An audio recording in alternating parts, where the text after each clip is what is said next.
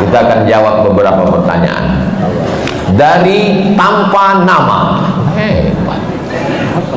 Bagaimana adabnya bila imam setelah sholat fardu membaca zikir yang keras, tapi masih ada jamaah yang masbuk? Tashwish, mengganggu. La tushawish, jangan kau ganggu orang sholat. Yang dimaksud dengan kalimat mengganggu itu adalah bacaan selain zikir. Ada orang sholat, Allahu Akbar, tiba-tiba dia di samping nyanyi.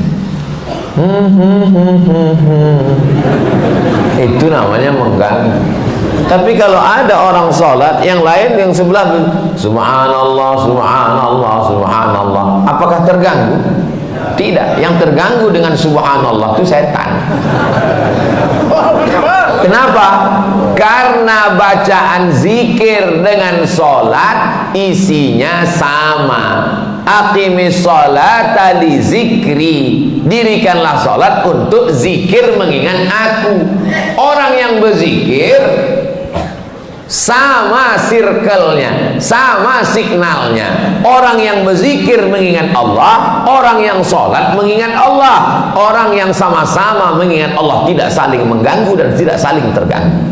Jadi kalau ada orang sholat, orang sebelah itu berzikir, tapi zikirnya mengganggu, dua kemungkinan. Yang sholat itu setan, atau yang berzikir itu setan.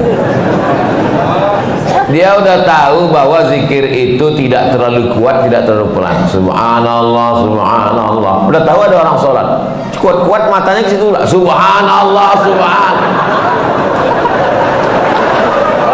Ini setan. Ini setan yang sedang berzikir. Pak Ustadz, zikir setelah selesai sholat itu kan zikirnya sir. Itu menurut mazhab Syafi'i. Zikirnya jahar, mazhab muridnya Imam Syafi'i, namanya Hambali, Imam Ahmad bin Hambal. Menurut mazhab Syafi'i, berzikir itu jahar sementara makmumnya tahu. Kalau makmumnya sudah tahu, zikirnya sir. Maka di sebagian masjid zikirnya sir. Pas imam ditanya, Pak Imam zikirnya kok enggak jahar? Makmumnya udah tahu. Ustaz Somad kalau jadi imam bacanya, saya kalau jadi imam zikir saya jahar.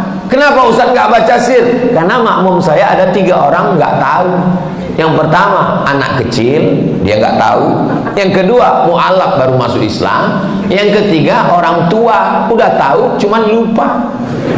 Maka mereka dikasih tahu. Anak-anak ini pulang ke rumah, nanti ditanya sama emaknya, nah zikir di masjid tadi apa?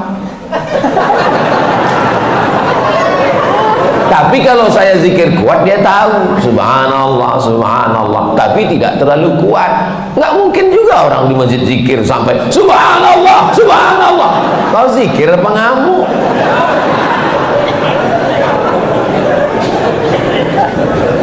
Jadi yang paling bagus adalah khairul umuri awsatuha, sebaik-baik perkara pertengahan. La tajhar bi sholatika, jangan suaramu terlalu melambung. Wala tukhafit biha, jangan pula terlalu tersembunyi. Wabtaghi baina dzalika sabila, carilah jalan tengah. Subhanallah, subhanallah, subhanallah. Ustaz Somad ngomong katanya bersuara jangan terlalu melambung tinggi. Ustaz sendiri kalau ngomong tinggi, saya biasa aja, sound systemnya bagus. Ini masjid bagus. Saya dikasih nasihat sama ketua DMI, Dewan Masjid Indonesia. Tolong Ustaz Somad kalau ceramah itu di mana-mana kasih tahu supaya perbaiki sound system. Karena 80% fungsi masjid ada sound system. Suara imam dengan sound system, suara khatib dengan sound system, suara ustaz ceramah. Kadang kita mau pengajian suaranya nggak jelas. Ada jenis mikrofon itu ustaz itu suaranya seperti kumur-kumurnya.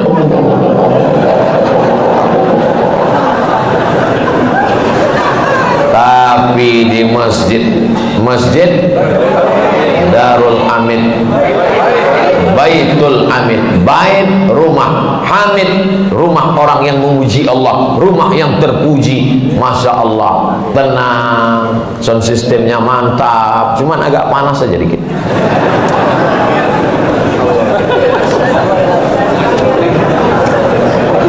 Negeri Bima memang luas.